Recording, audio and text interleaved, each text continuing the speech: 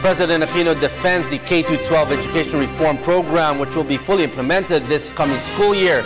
According to the president, the K-12 will bring greater opportunities to the Filipino people.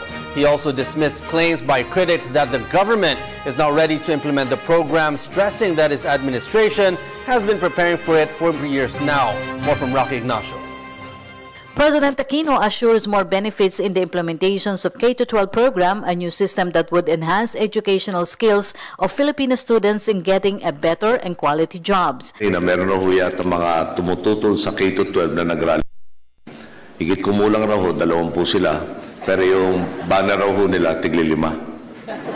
Kaya gusto ko makita yung mga dyaryo bukas, baka papakitahan tayo na napakaraming tutol na bandera sa K-12. The President led the Department of Education sa K-12 kayang-kaya sama-sama at the PICC that signals the beginning of the new educational basic system that would also aim to resolve country's job mismatch. The Chief Executive encourages public to look at the 2 more years in basic education an opportunity to give the next generation a stable future. Ang panawagan po natin, pabigat ang karagdagang 2 taon sa paaralan ng ating mga estudyante. Ituring po natin itong pagkakataon upang higit nilang mapahusay ang sarili tungo sa pag-abot ng kanilang mga pangarap. Kung makakagraduate ang mga pinag-aaral natin, taglay ang dihamak na mas mataas na antas na kaalaman, mas maayos ding trabaho ang kanilang mapapasukan. Part of the program is the President signing at the commitment wall that symbolizes the administration's determination to improve the quality educational system in the country. Aside from ensuring a better future, K-12 program intends to make Filipino students rest in the so-called digital world. Alam din po natin, sa dating sistema, pinagkakasya ang lahat ng dapat malaman mula grade 1 hanggang grade 6. Pagdating ng first year high school, kailangang habulin ang hindi kinayang maituro ng elementarya. Ganon din po sa kolehiyo. Pagtapak ng first year college, kakainin na naman ng oras dahil kailangan tapusin ang mga leksyong di nakompleto ng high school dahil kinuhanan ng 1 taon para punuin yung grade school. Di po ba? Kung ikaw ang estudyante, talagang aasim ang mukha mo dahil sa dami ng pilit na isinusubong kaalaman sa iyo na halos wala ka ng panahong nguyain at At present, there are only 3 countries in the world still under the 10-year basic education, the Philippines and 2 from Africa.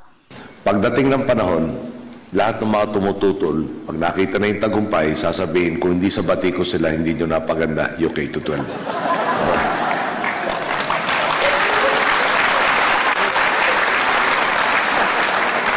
Minsan talaga yung mga kritiko natin, sila lang talaga anak ng Diyos at sila lang ang magaling.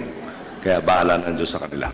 The President reiterates that consultations with DepEd, CHED, and other stakeholders have been made on K-12.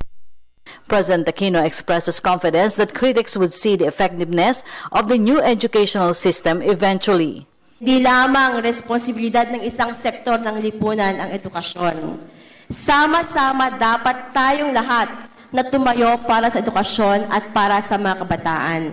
Magagawa natin to kung sama-sama tayo sa K-12. Dito, ang Filipino professionals na gustong magkaroon ng trabaho sa ibang bansa ay hindi na mahihirapan makakuha ng trabaho dahil tayo ay sumusunod, dahil ang bagong curriculum ay sumusunod sa international education standard na pinapractice at ginagawa ng ibang bansa. In the event, parents, teachers, and students supported the implementations of K-12 program. President Aquino says better education is the country's springboard to rise from poverty. For the People's Television, Rocky Ignacio.